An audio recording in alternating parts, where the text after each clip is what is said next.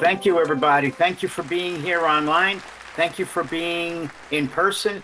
And again, my name is Stuart Schlossman. I'm president and founder of MS Views and News. And this is an MS Views and News Compass to MS Care, Rural America and Beyond program. And as you can see, we're supported by EMD Serono, Genentech, Novartis, Sanofi and TG Therapeutics. And let's give them a round of applause, please, because we want to thank them for being our sponsors of this series and making sure that we're able to bring MS educational programs to people that are in need of learning more about multiple sclerosis.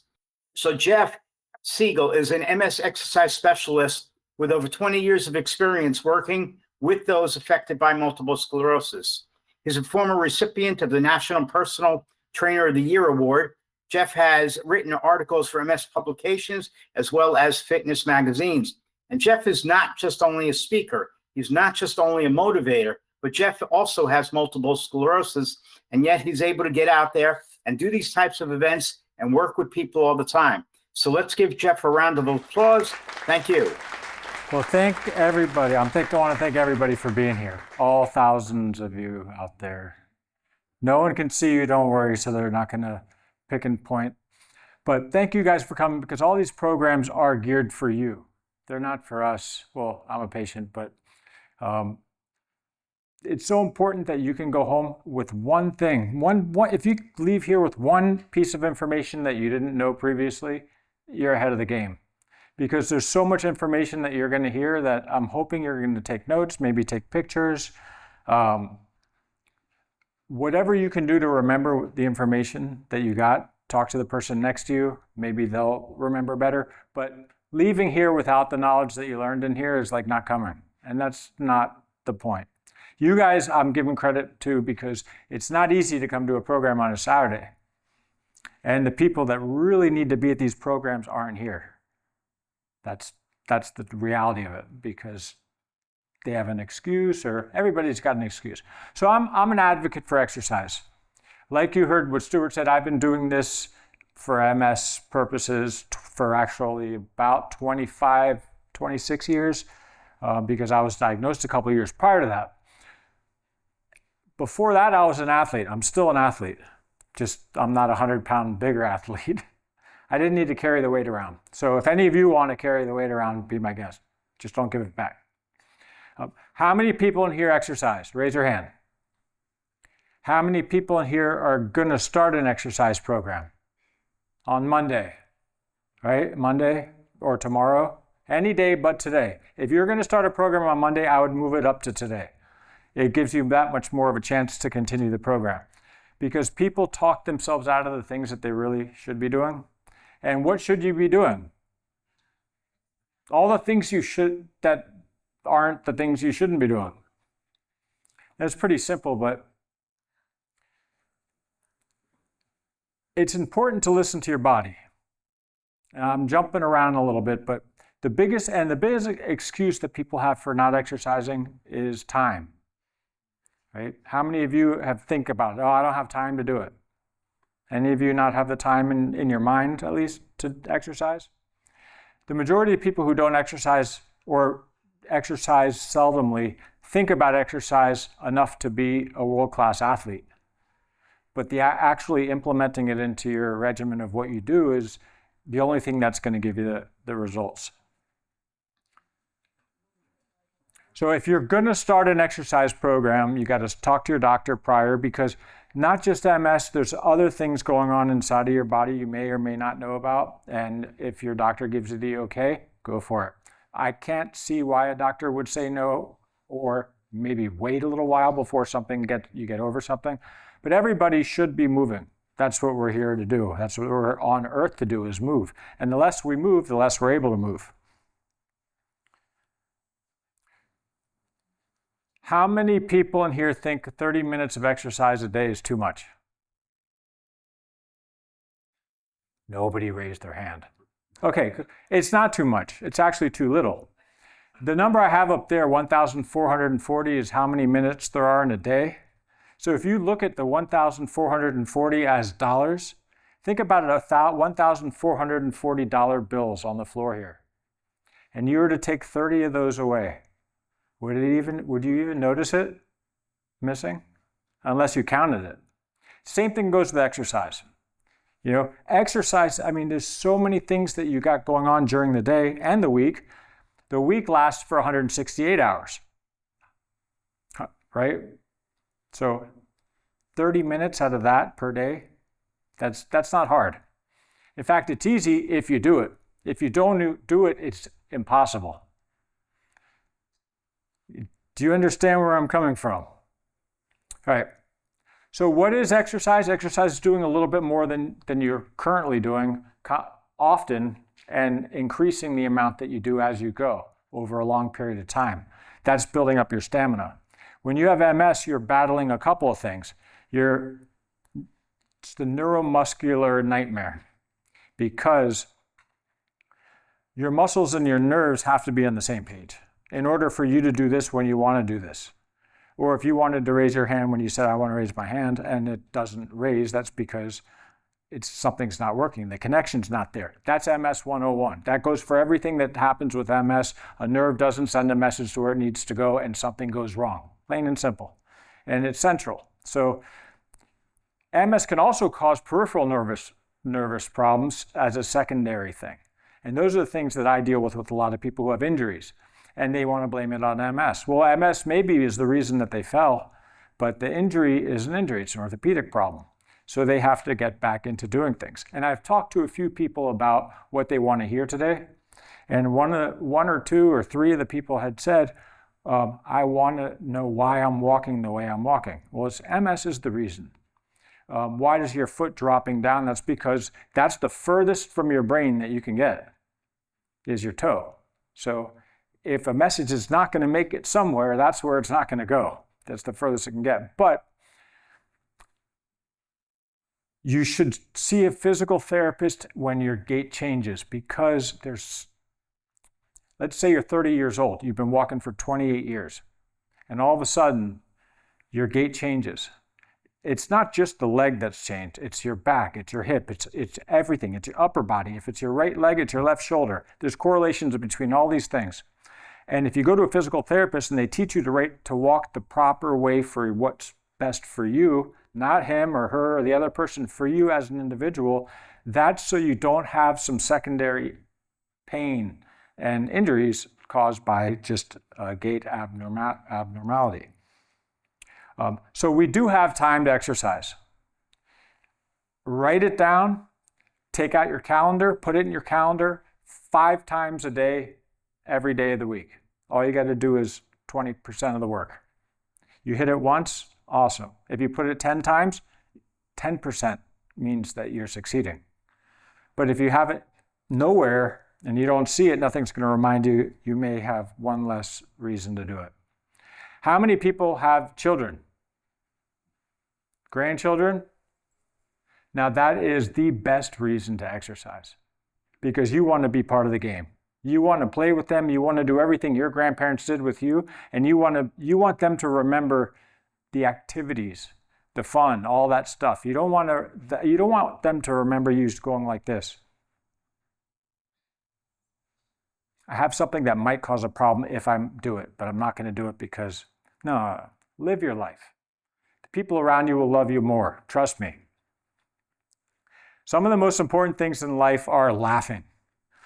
So if I do something really, really foolish up here, you can laugh at me. I don't mind, right? That's me entertaining you, even if I don't mean to. I actually did a fall at a program in California. Do you remember when I did that, Bill? Probably because I broke his microphone. I got up out of a chair. No one was listening. No one was paying attention. So I stood up and I fell flat on my side. I knew I wasn't going to hurt myself. I didn't know I was going to break his lapel, but not a peep in the room. Everybody's like, whoo, I got their attention. They went home with a lot of good information, but not one of them forgot that I fell. So the other thing that you have to really listen to your body. How many of you get tired and say, I'm going to push through this? How does that work out? It only works so far. Because like I was saying, it's a neuromuscular thing. And when your brain isn't sending the signals, or you get overheated and they're getting dispersed, and and you're trying to do a little bit more than you really can, that's when it's time to rest. If you don't listen to your body when it's time to rest, your body will force you to do it. And that's not what you want. So if you're just a little bit tired, it's okay. But if you're doing, say, a long distance walk, welcome everybody who's making it in right now. I'm not going to say everything I just said because no one laughed. And I wanted them to. I really, really wanted to get a laugh out of someone, but I know you're here to laugh. So this is a poll that came out 10, 12 years ago, and it's about sleep. To me, 40% get less than what's recommended, but when I read these things, I'm thinking, wow, 60% are actually getting enough sleep. That's the optimism in me. Like I'm not looking at the 40%. I'm like, wow, 60% is a good amount of people that are sleeping. It's just like I was on a flight to, I don't remember where I was going, and I'm reading a news article, and it said 1 in 3 doctors won't take Medicaid next year. All I could see is, wow, 2/3 of the doctors are going to take Medicaid. That's incredible. Okay, so it's all about perception, how you see things, and how you take it in. But this study is about sleep, and this goes back to time, because if you were to get 8 hours of sleep, tell me your secret, because I'm trying. I want 8 hours of sleep. But if you were to get 8 hours of sleep and you had a job and you worked 8 hours, that's 16 hours. You still got plenty of time left. And it's not all for eating and watching television. And you can exercise while you're watching television. It's possible. You know those little stationary bikes? Have you ever seen those? You can move them around, pick them up, put them in front of a couch. Is it something that you're going to really look forward to doing? No. But is it really strenuous? Not so much, but enough to keep you moving, enough to get your blood flowing. Those are great to do. Stepping, doing stuff, throwing things, anything, a balloon. I always carry a balloon. Everybody wants to know why. It's because the one in my pocket broke and my wallet broke. I'm just kidding. But balloons are fun for everybody, because I think just about every one of you guys played with a balloon or had a balloon at a birthday party as a child. And what do we want to be? We want to be like big children, right? We want to have fun. So I'm going to blow up this balloon, and then I don't have to go to my pulmonary doctor.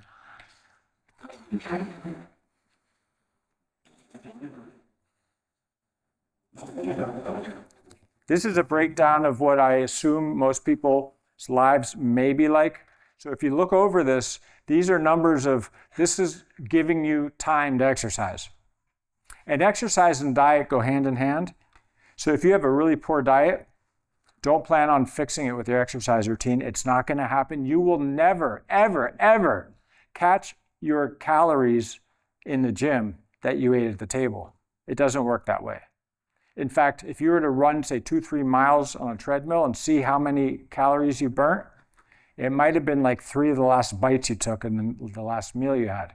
But your heart's getting stronger. And it's what you burn after that counts, because your metabolic rate's going to increase. Well,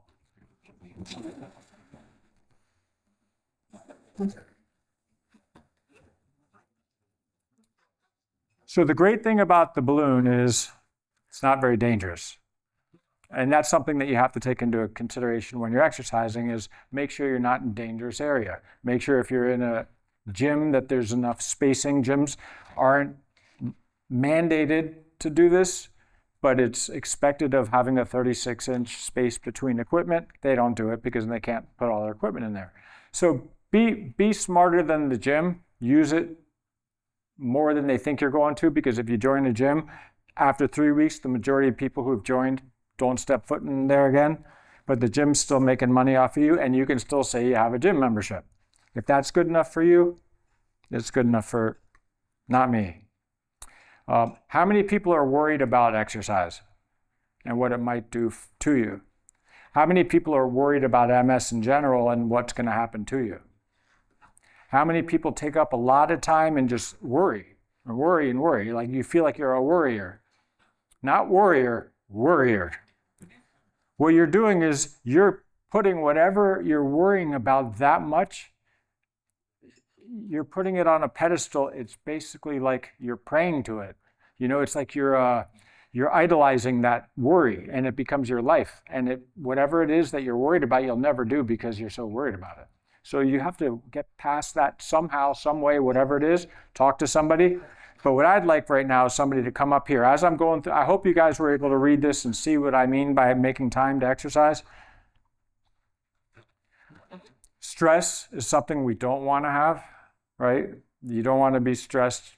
That's the one thing that's going to really, stress goes along, from heat, from daily activities, things in the family, bad things that happen, things that you're stressed about. Worrying causes stress. These are all things that we don't want in our life. We don't want extra cortisol. We want the opposite. We want to move. We want to get endorphins. And that's what I'm here to get you to do, is move. So if there's anybody that wants to come up here, I'm going to put this chair up here so I can show you a couple of things that you can do. I find pretty easy. You may not, but if you practice them, they become easy. Anyone want to volunteer to come up? Okay, perfect. I'm going to move this over a little bit.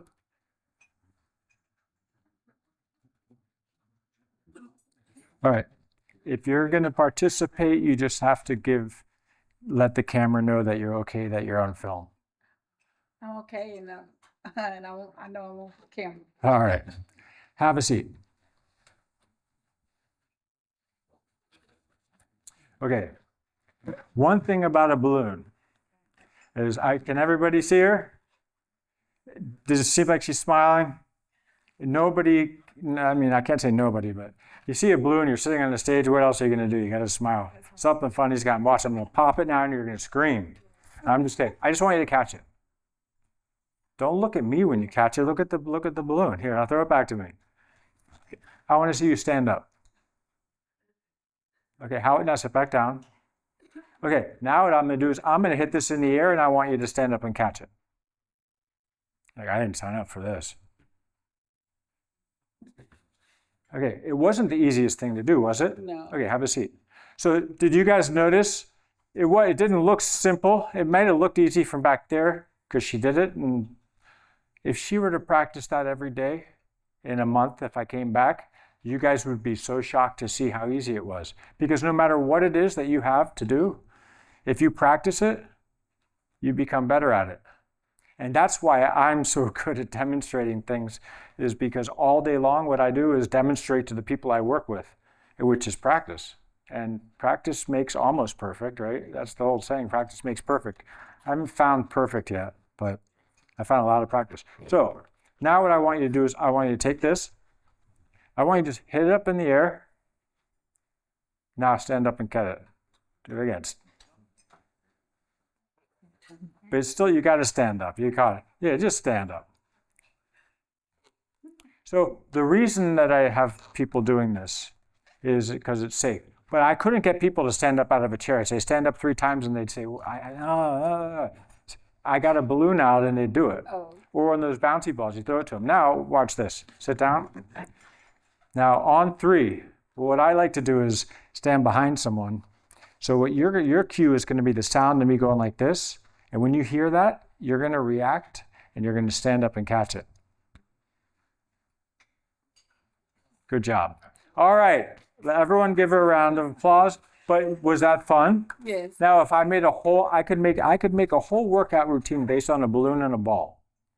And you would have a good time. Yes. And then you can have a party. So thank you very much for coming up. So there's a lot of things you can do in a chair aside from sit. I'm going to hit this out there just in case someone wants to use it. It's always going to get in front of something. So doing these exercises for your hip flexors. Anyone ever teach you to do these? Okay, so some of the things, the good about this is you're working your hip flexors. You're building up some stamina. The only problem is there comes a point where that signal starts to diminish. So that's something that if I had a stability ball here, I can tell which side of your body is the problem side. by having you sit on the stability ball and pick one leg up. And then with the other foot. Whichever one is less stable, the foot that's on the ground is your problem side.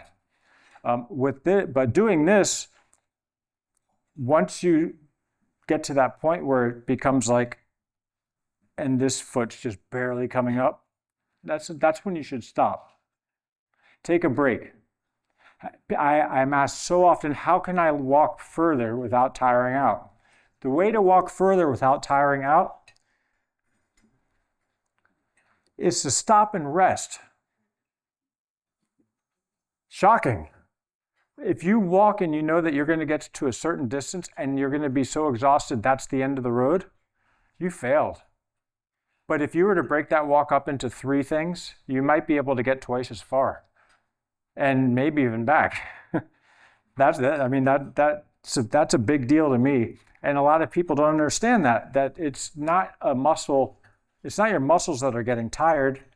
It's your nerves that are overheating. And if you let them have time, that's it. They need time. Sometimes I'll have people doing an exercise. Okay, how many people do resistance exercise? Okay. So do you have one side that's stronger than the other, or one side that's affected by MS? So I always give this as an example, shoulder pressing. It's not the best exercise for everybody. For me, it's probably the worst. Just from injuries. But if you do this and you get to number 6 and you're able to do it in number 7, it's kind of like you have an ataxia. That's the last one you do. And that means that you had the strength in your muscles to do more than that. You guys with me? So if you have the strength to do more weight than that, why not add more weight for the first 6 reps?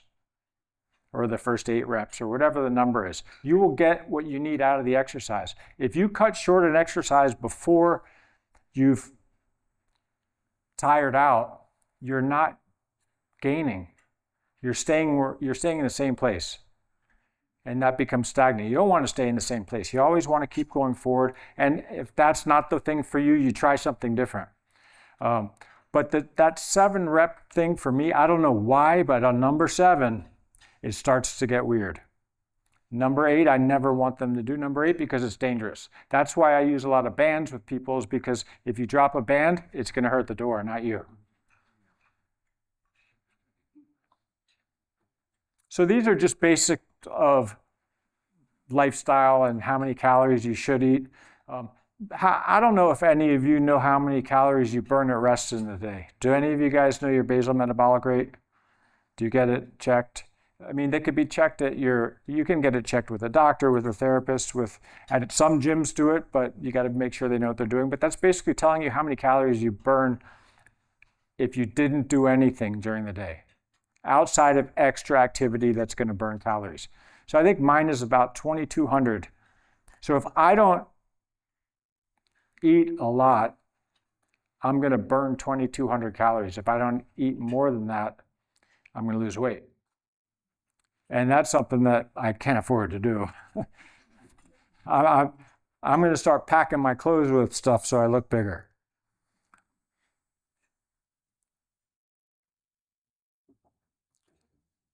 How many people in here don't exercise because you feel like you've gotten too old to exercise?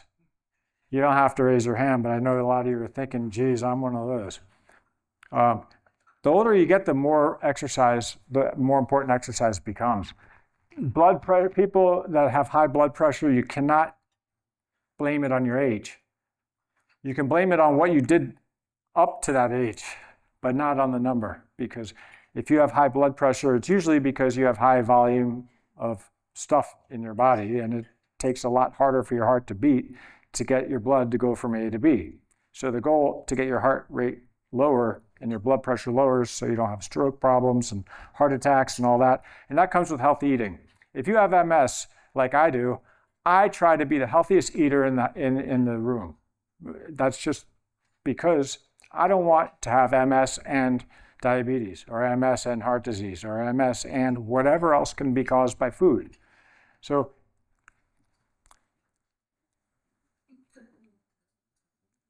everybody wants to finish everything on their plate. right? I mean, that's not something you have to do. The people who taught us to finish everything on the plate were probably from a generation where that might be the only plate they get that day. So you don't have to finish everything that's on the plate, especially when the plate you have now is probably 6 times the size of what the plate size used to be. But if you have trouble controlling what you eat or how much you eat, control the size of what you're eating it on, and your mind will kind of conform to that. Or if you think you drink too much, get smaller wine glasses. You can still have 2 glasses of wine. It'll be the same as the one you had the day before. It's just the total amount. So, and this again, this is caloric intake and lifestyle, basically defining what sedentary, moderate, and active lifestyles are. These are diets by name, okay? There's more than those. There's so many more. You know what they all have in common? They end. And you know what else they have in common? People want to go back on them after they end because they went back to doing what they did before. So diets with names, unless the name is eating healthier and learning how to control the amount of food you eat, if it's not called that. And some of the MS diets are those. They have a name because they were geared towards MS, but they're behavior modification. And they're teaching you not to eat the stuff that you shouldn't.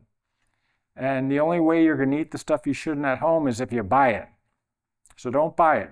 And these diets, I mean, I look at some of these diets, the Nutrisystem, Atkins, that's a, you know, don't get me started with that kind of stuff, because I was just talking to somebody who's who's a physician who's got patients that want to go on Ozempic to lose 4 pounds. Really? Like I can give you a diet to eat for 2 days. You lose 4 pounds. It's water. Why 4 pounds to go on a medicine? Like seriously, that's like, come on, like step up to the plate. Like, be strong, be strong-minded. You know, just say no to like the extra. If you took 1 less bite at every meal, it doesn't take that long to lose a pound. You know, add it up. And if you have dessert, take a bite of it and be done. You know, eat slower. How many people here eat fast? If you eat fast, I guarantee you're going to be bigger, because your brain and your stomach will not be on the same page until it's too late and you've unbuttoned your pants. That's like this. That's basically exactly what I just said. Is it that ridiculous?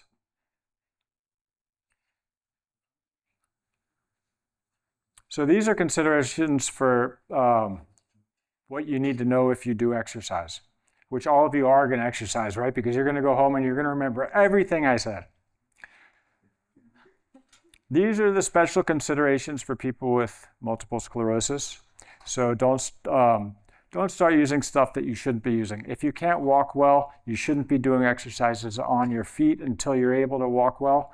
If you can't walk on a treadmill but can walk, use the arms. Don't ever go on a treadmill without snapping the thing that they have hidden around the back. Those are for your safety. Those will save your life if you fall. Other things about that, I'll get to that after I get through these. Heat. Anybody in here affected by heat? Okay, if I didn't see hands raised, I would have run out there and done something. That's another one that you plan, just like you're going to plan what you're going to eat. If you planned what you were going to eat on Sunday for the rest of the week, you would all be succeeding in eating just what you want to eat. But if you don't, and you might find yourself in the drive-thru. You don't want to be in a drive-thru. Planning is important. Autonomic nervous system causes overheating. That's a problem that we have. There's cooling towels. There's all kinds of things that are out there for us. They only work if we use them, though. Just like equipment at the gym. Only works if we go to the gym or if we have it at our house. Pre-cooling is good. Optimal temperatures for indoor exercise for people with MS is 66 to 70 degrees, opposed to people who don't have MS is 66 to 74 degrees. And those numbers came from the American College of Sports Medicine. And the optimal temperature for exercising in the water is 80 to 84 degrees, which is the same, which most people would think is cold, but it's not.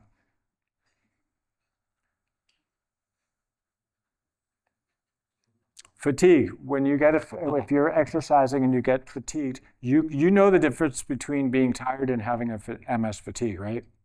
Like if you don't have MS, you have no clue what I'm talking about. But if you have MS, that MS fatigue is overwhelming. It's not something you ever experienced before you had MS. Can you attest to that? You guys agree? You ever been just so tired and there was no reason for it? Well, the person next to you that doesn't have MS has no idea what you're talking about. I get it. Identify the type and level of fatigue. Is it fatigue from not sleeping well the night before? Is it from doing too much? Is it muscle fatigue? Is it fatigue from doing things because certain muscles don't work and you're using other muscles? That's not a bad thing. That's neuroplasticity. But like I said, when your gait changes, everything changes. You don't want to have a bad back because you have drop foot. Okay, time of day does affect MS fatigue levels. So, do you know when the best time of the day to exercise is? No, it depends on you. Because each of you is different. If the person sitting across from you is not on the same medicine from you, it doesn't mean it's not working for them. And vice versa. We're all different. We all respond differently to different things. We all have a best time of the day to do something. We all have a tired time of the day. We have morning people, we have night people. So, based on energy levels, aside from that, the best time to exercise is whenever you will. And if it comes into your mind, do it. Just like Nike said, the benefits are worth the fear. I mean, look at the benefits of exercise. Do you see any of these things in your daily life that you'd want to be without? You don't want comorbidities. You want to be able to perform your activities of daily living normally without having anybody help or do anything. And exercise will help you with all that stuff. You can have exercise that mimic the activities of your daily living. Even pushing a sled, or I've had people get a mop and put a weight on the end of a mop. You know, you think it sounds funny, but you do that long enough, you go to mop the house, it's going to go by like that. I think personally, that's why I got the one that says better sense of well-being and accomplishment. That might be the best thing that exercise has going for you, because with that, everything else is more achievable. But if you look at yourself in the mirror and you see a happy, healthy person that you didn't see before, that goes so far. And if you can attribute that to exercise or changes you've made in diet, that's not going to be something you give up on, because no one wants to give up on happiness. Like if you're given the option, you want to be happy or sad? What are you going to say? And if someone in here says sad, we can make it happen. Improving recovery time, that's big. Decreasing muscular co-contractions. Do you know what that is? Spasticity. When an antagonist and an agonist muscle both fire at the same time. That's how we flex. That's like we're doing that on purpose. When you flex your bicep, you're really flexing your bicep and your tricep. Your tricep's stopping your bicep from going like this and vice versa. But when that happens and you don't try doing it, that's when your leg locks or you have trouble. I have a lot of people have trouble just straightening their leg. It's really hard. There's no resistance. Their leg didn't get 50 pounds heavier since last Wednesday, but that's because they're getting a little bit of contractions in their hamstrings and their knee flexors while their knee extensors are working. Something fun. I started out with that at the beginning. It may not be as fun as it was earlier when half of you are coming in late. You missed everything. You're going to have to watch the whole thing online. Now, it's important to do things that are fun. You remember things that are fun. That's why we do just about anything we do. We don't do stuff to be upset, or we do stuff to take things off of other people's plates to help them out if we have children and all that. But that's the stuff that exercise will help you with. I mean, do more, less energy required to do more, and less fatigue following. I mean, that's something that exercise is going to do only if you do it. So can you imagine that? Could you imagine that if you were going to go to the gym, you can go to the gym and do a workout for an hour, where right now maybe you can only do a half hour, you can build up to an hour. It'll be easier in that hour to do what you did, and you're doing twice the weight that you used to do. It's called efficient living. You live more efficiently and you're able to do more, and you don't become a burden. You're not a burden, but you won't feel like you're a burden on someone else. And if you are feeling that way, you ought to talk to them, because if you're not transparent about how you're feeling, no one else is going to know how you're feeling. And if they don't have MS, I guarantee you they really aren't going to know, even when you tell them, but they'll get a hint, they'll get an idea. It's hard to get people. Who in here does not have MS but wants like a quick sample of a symptom of MS, of what it might be like to have MS? You come on up. You'd have to come up here though. If you don't want to come up here, that's something. See, that's the whole thing. You can come up too. You guys can both do it. If you don't want to come up and you want to let him come up, that's fine. I just want to give an explanation. This guy's about 5'2". He's really skinny, ripped. He would have been the perfect person to come up here, but just stay there.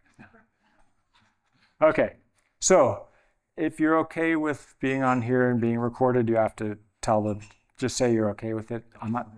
Okay. Okay, so one of your relatives have MS? Yes. Is that My mother. your mother? Okay. Does she ever have balance problems? Okay, so what I want you to do is, let's see, come over here. Let me move this. Okay. Well, first off, let me see something. Okay, did you see what I just did? I pushed him, and he did the perfect response. That is the perfect response to when someone pushes you, or if you're walking, you get hit here, you take a step back. If you stay there, you're going to go down. But that's something that you guys should all think about. It's a reaction. You weren't trying to prove to me that you're some strong guy, right? I'm sure you're strong. Okay, so what I want you to do is just stand with your feet like this. Do you feel stable? Yes. Okay, put your feet together, touch them together. They have to touch. Okay, now look forward. Do you feel a little bit less stable? Not really. Okay, look up. Straight up. Can you feel yourself wobbling a little bit? Yes. Now close your eyes. Can you see him? Does it remind you how you feel sometimes? You can open your eyes. Now try that now stand on one leg. I don't know if you can stand on one leg. Now try it with your eyes closed. Didn't work out so well. That's how your mom's life is, with 2 feet on the ground, without having to do anything else. So, and there's nothing she can do to change that other than follow her doctor's advice, and that's just something that's there. But that's kind of odd, kind of a little bit of a wake-up call. Okay, well, I appreciate that's, very happy you came up here to do that, and just give him a round of applause. I don't want everybody to feel like they have MS, don't get me wrong, but I do want people to understand that it's different. We weren't ready for it when we got it. We didn't practice what it was going to be like to have it, right? None of us want it. We don't want to give it to anybody either. Oh, well, maybe there might be a few people out there, but they're not nowhere near here. And we have to learn to live with it. And the way I did was, I don't look at it as something that someone's going to look down at me on, because I look at it as, I have MS, and damn it, I'm in great shape and I feel good, and I'm living my life. And I flew up here last night and I'm flying back today to tell you guys this, so you guys can get that feeling. I want you to feel good about yourself. And if you do more, you'll get more out of life. And that's what you're born for. You're born to do, not to not do. Just like Yoda said. He was like one of the best philosophers of the 20th century. There's do and not do. right? There's no, what is it? How does he say it? There's do or do not. There's no trying. So if you say you're going to try, you know what that means? You've already got an excuse. I'm going to try to do that. No, you're going to do it. I'm going to try to do it better than I did it last time. That's what I want to hear. Or I'm going to try to make it the best first thing I did so I can really, really make it better and better and better. But everything has to be in the positive when you're thinking about doing something positive, or it'll bring you down. And if you bring someone with you to the gym, now you got accountability. So partner up and make sure that, make sure it's safe, make sure your doctor said it was okay. And are we up for questions? I could talk for about another 6 years, so maybe 5. So I just want to make sure. Tell me, are you done? I'm done with this, but I can continue to. Would you like me to tell you some more, give you some more examples of exercises until I find that out? Okay, never mind. That'll be for the next time I come.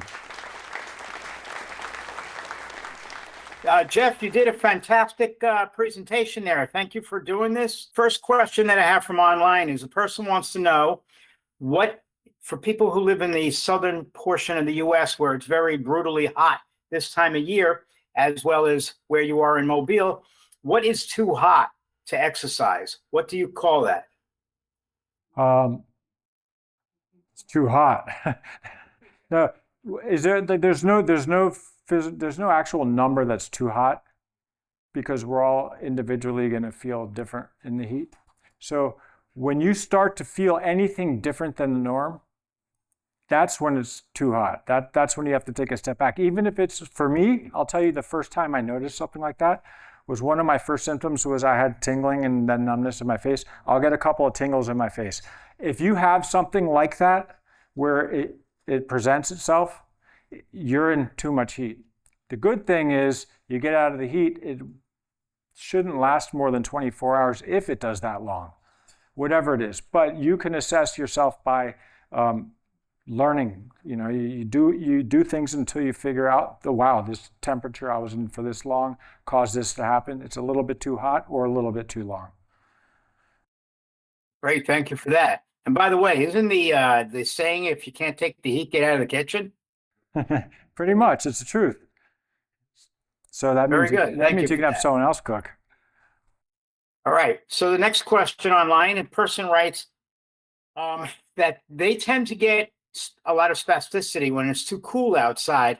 And even where she lives, it does get quite cool in the wintertime, and that has prevented her from doing as much exercise. She doesn't like to exercise in her home because there's not enough space.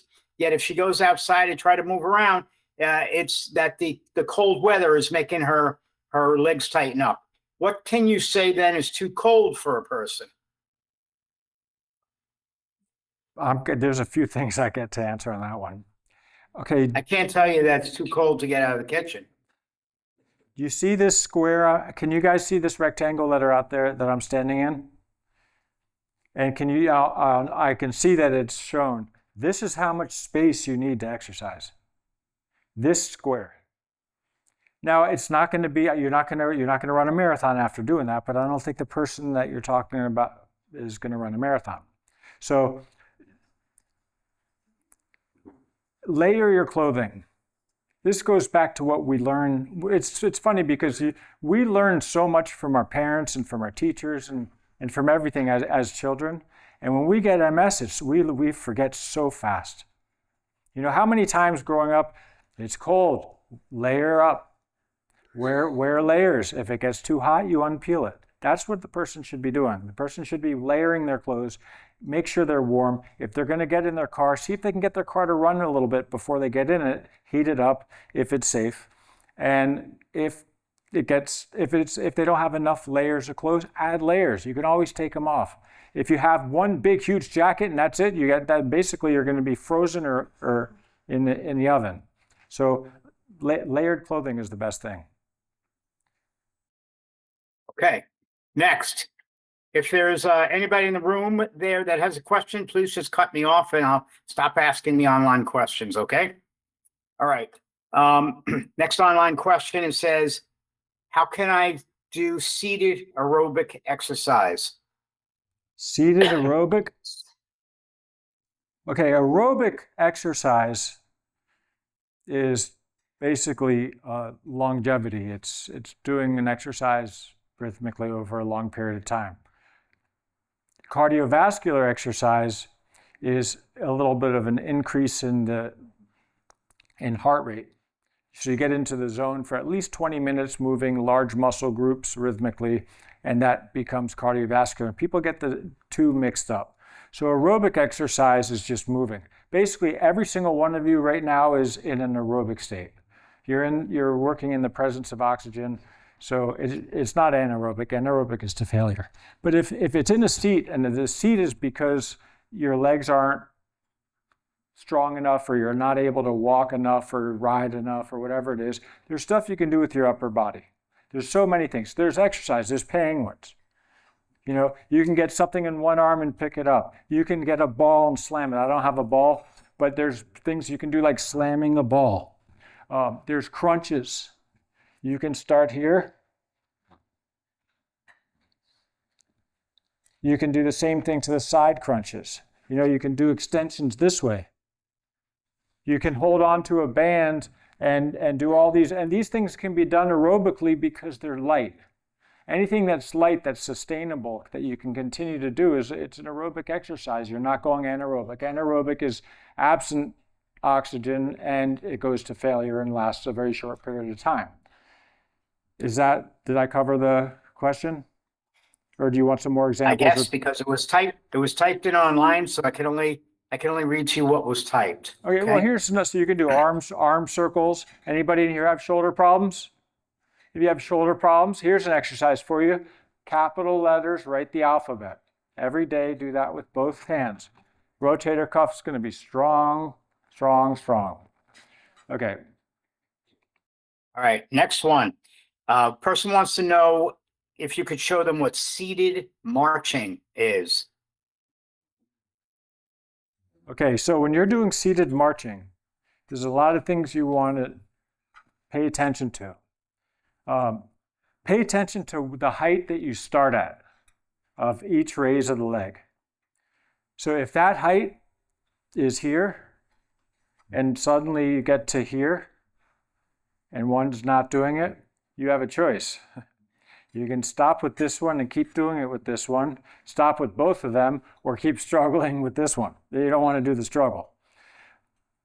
Give yourself a couple minutes rest. That's all it usually takes. Then go back to seated marching.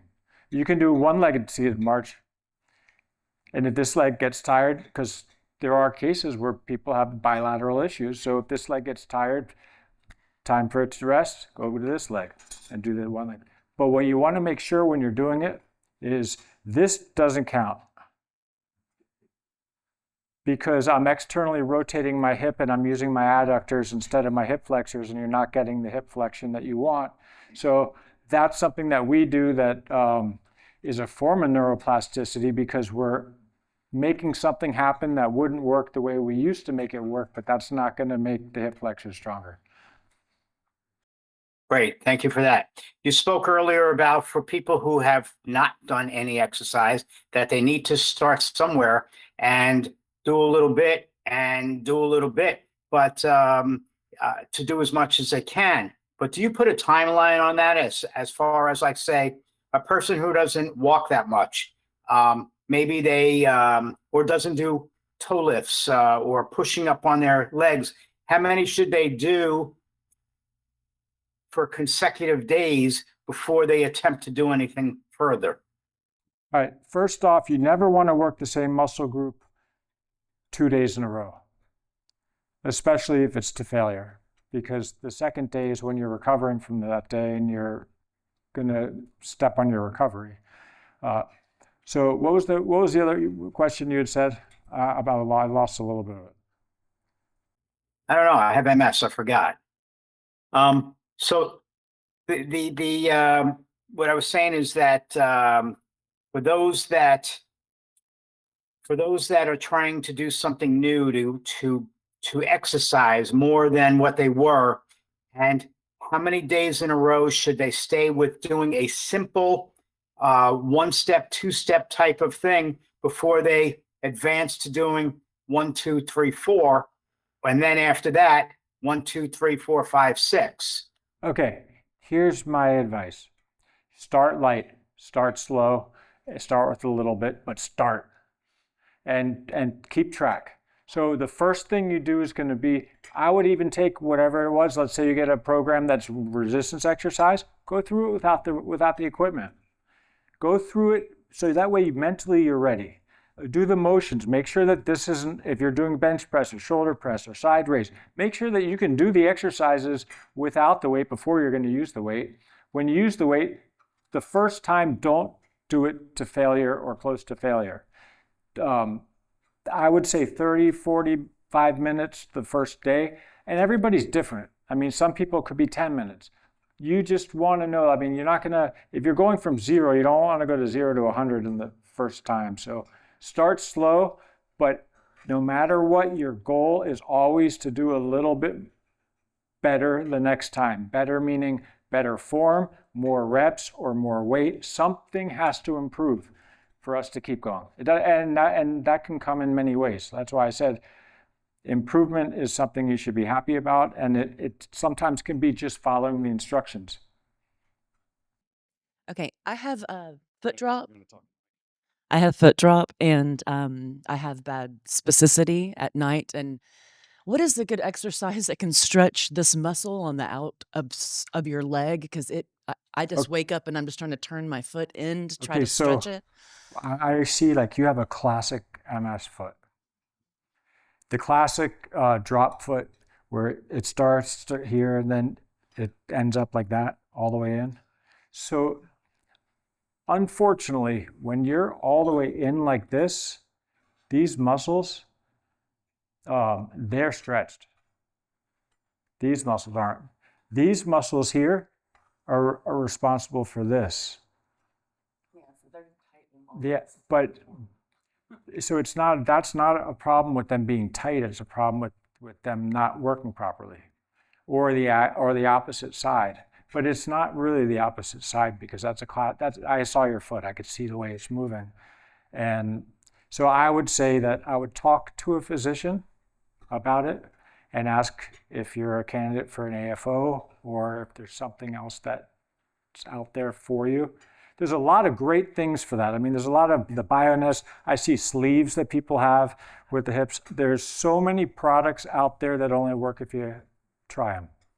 But So is that like a foot brace type of yeah, an AFO is an ankle orthotic, like like a foot brace. like Yes. a SMO for like little kids for their feet. Sort of. What it is it's something that slides on an AFO. It slides under your shoe. It's in your shoe. It goes underneath, and it comes up the back of your foot. So that way you can't press down. Oh. Okay. So it's kind of a locked. I've broken so many sandals. It's been so horrible. Don't break any more sandals. Okay.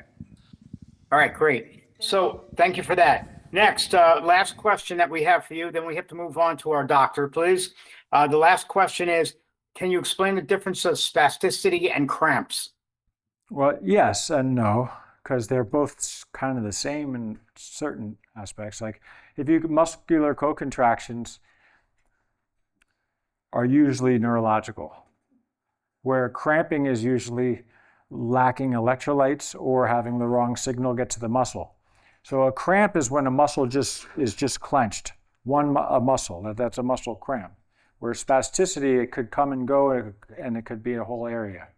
There's a difference. When you have spasticity, you don't have to go into a stretch because you're in drastic pain. It's not like crazy pain, but it's a constant. So for all of you that are in the room, can you tell a difference between a muscle cramp and when you have spasticity? So like a muscle cramp is something where you're in bed at night and your toes start to curl and your calf starts to hurt, or it can go up into your hamstring. And a lot of times that is neurological, but a lot of times, maybe more often, is because most of you are dehydrated that are listening to me right now. I guarantee it. If you have been watching the whole time and haven't gotten up to go to the restroom, probably dehydrated. So that's something that will help with spasticity and cramping, is staying hydrated and getting the proper amount of electrolytes, because if you can do everything you possibly can and it doesn't work, then you're left with a neurological problem and a great neurologist to see that's going to help you work through that. Okay.